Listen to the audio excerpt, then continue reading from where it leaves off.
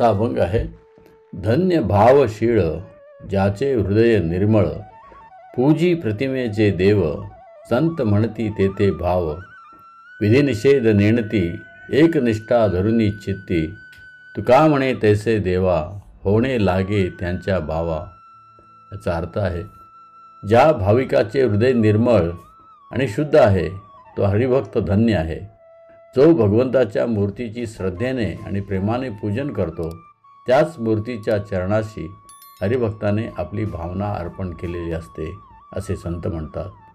त्यांच्या चित्तात भक्ती व्यतिरिक्त इतर विधिनिषेध याचा काहीही विचार नसतो.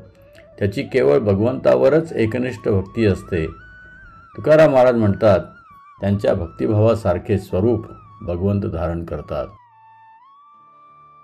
हरिभक्त ज्या रूपामध्ये भगवंताची सेवा करतो तशी सेवा प्रेमाने भगवंत स्वीकार करतात.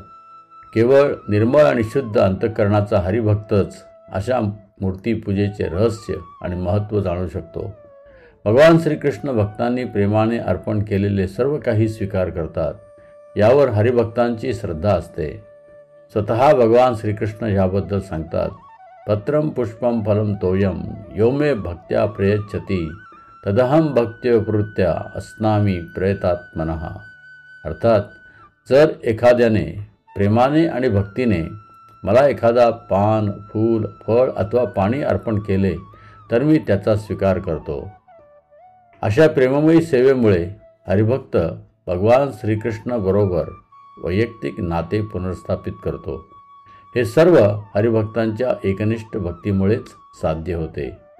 जय हरी विठ्ठल.